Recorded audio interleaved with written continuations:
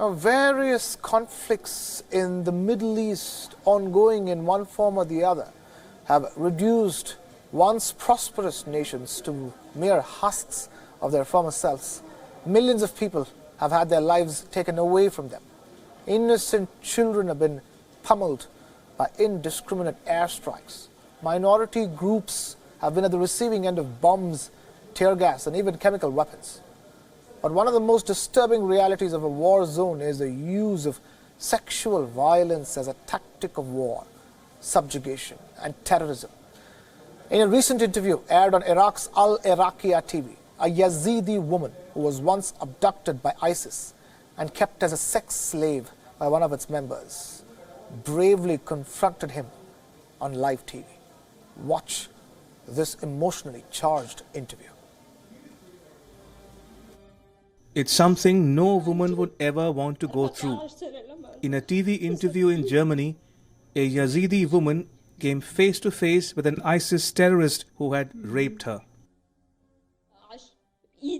19-year-old Ashfaq Haji Hamid faced Muhammad Rashid, the jihadist who had handcuffed and raped her repeatedly when she was only 14.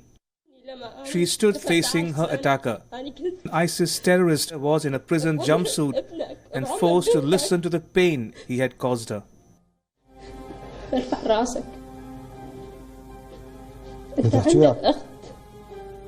عندك احساس وعندك شرف.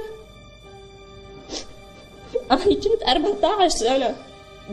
أنا كنت عمر بنتك أو ابنك وعمر أختك. أنت دمرت حياتي.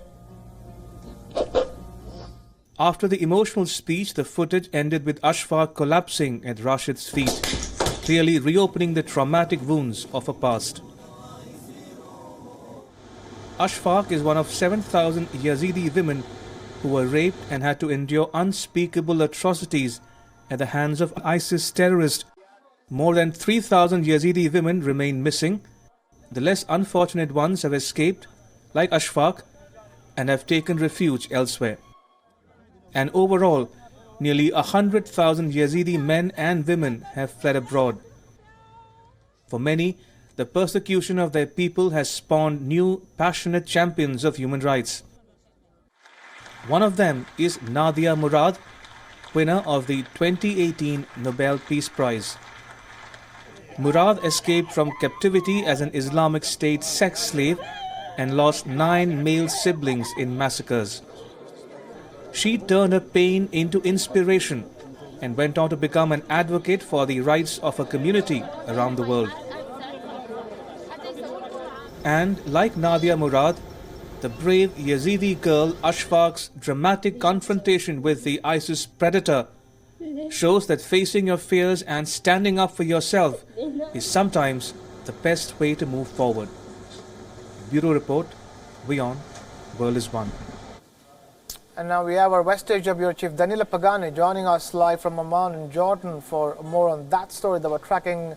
Daniela, talk to us. The plight of the Yazidi community got highlighted the best when Nadia Murad took up the cause, and now this interview serves as another huge wake-up call because you still have thousands of Yazidi women still missing, and even after the war is supposedly over, the fate of the Yazidi community still hangs in the balance.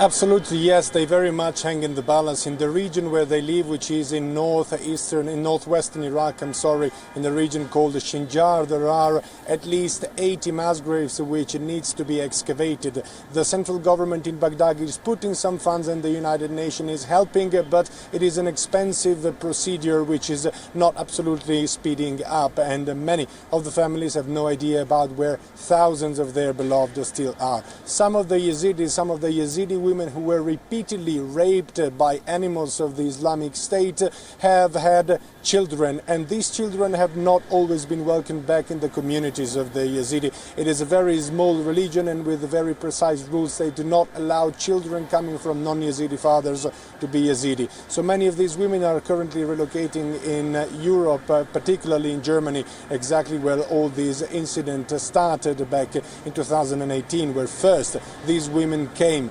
and met her rapist by chance on the street. Imagine how powerful was that moment and how terrible it must have been.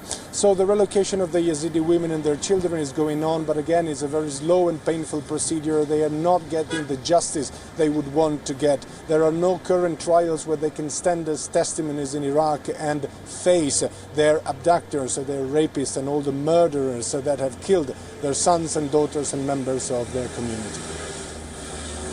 Daniela Pagani, our West Asia Bureau Chief, joining us live here on Wion Dispatch. Thank you, Daniela, for being with us.